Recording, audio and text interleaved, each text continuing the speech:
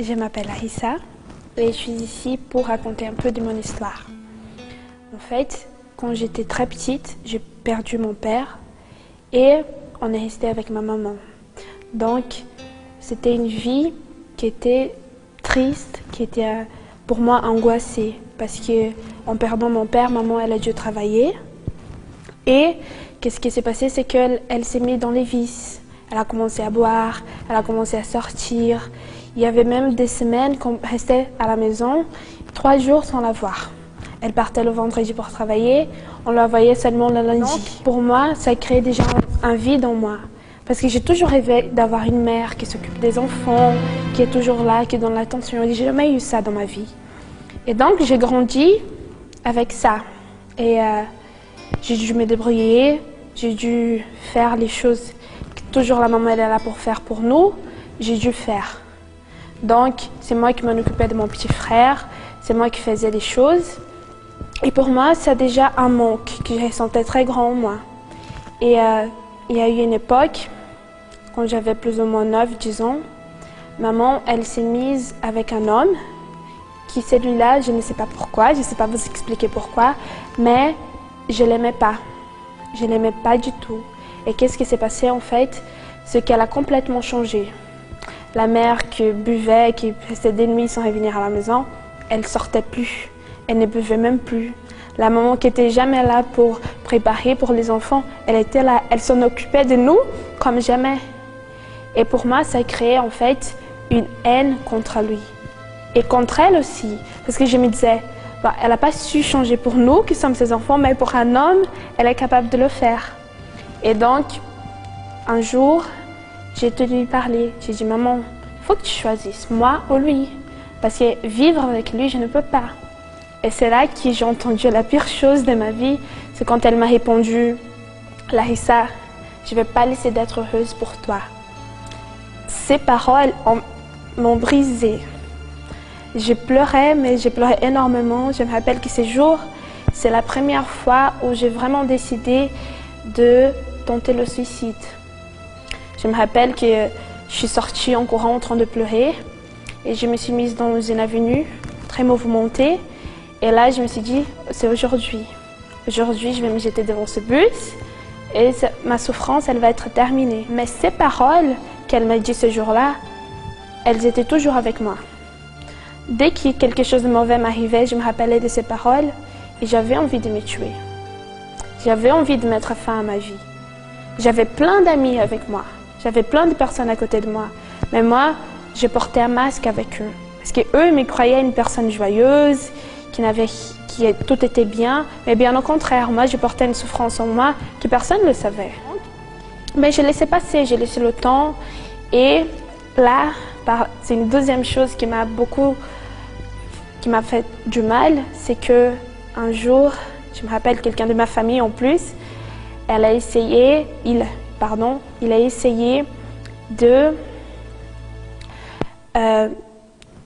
comment on dit?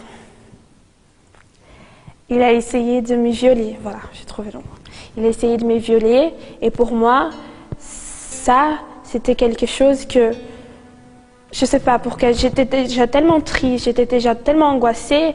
Et pour moi, ça, c'était, voilà, c'est fini, vraiment, je ne sers plus à rien. À la place de croire que c'était lui le coupable de tout ça, c'est moi qui me trouvais coupable. À la place de dire non, c'est pas ta faute, Larissa, c'est pas toi, mais je croyais que c'était moi, c'était à cause de moi qu'il avait fait ça. Et donc, j'ai porté tout ça en moi. J'avais 11 ans, j'étais encore un enfant, mais j'avais tout ça en moi déjà.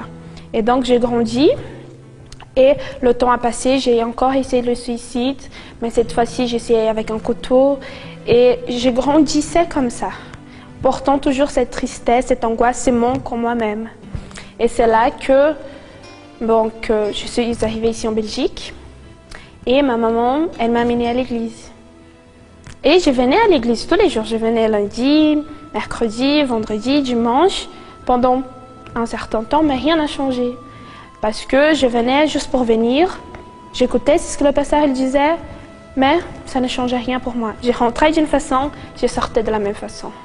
Et donc c'est là que j'ai vu que cette envie de mourir, cette envie d'essayer le suicide, il est revenu.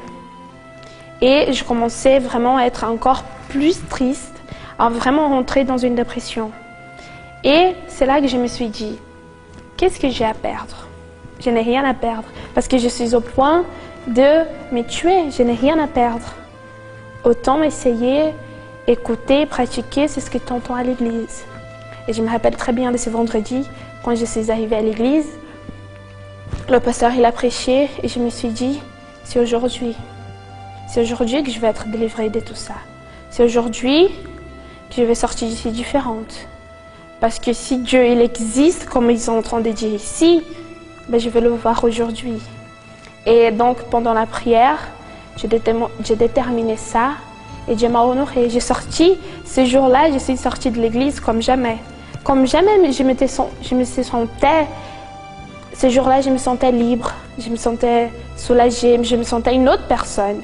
Ce poids, cette tristesse, cette angoisse que j'ai chargée en moi, elle n'y était plus.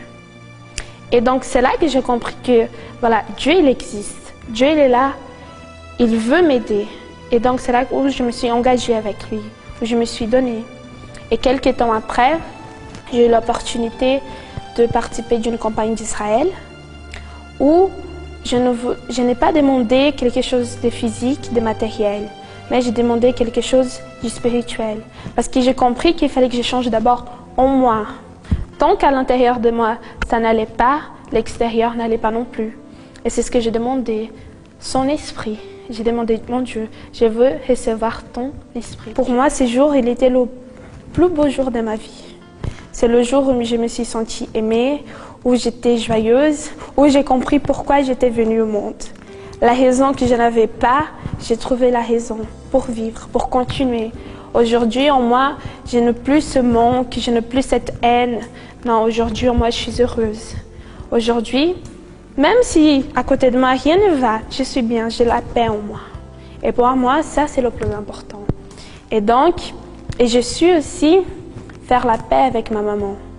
J'ai su la pardonner, je suis laissée se passer derrière et regarder de l'avant. Aujourd'hui, moi et ma mère, on est très amis, on parle beaucoup, je ne garde rien contre elle. Bien au contraire, aujourd'hui, je la comprends. Et j'ai aujourd'hui la mère que j'ai toujours rêvé.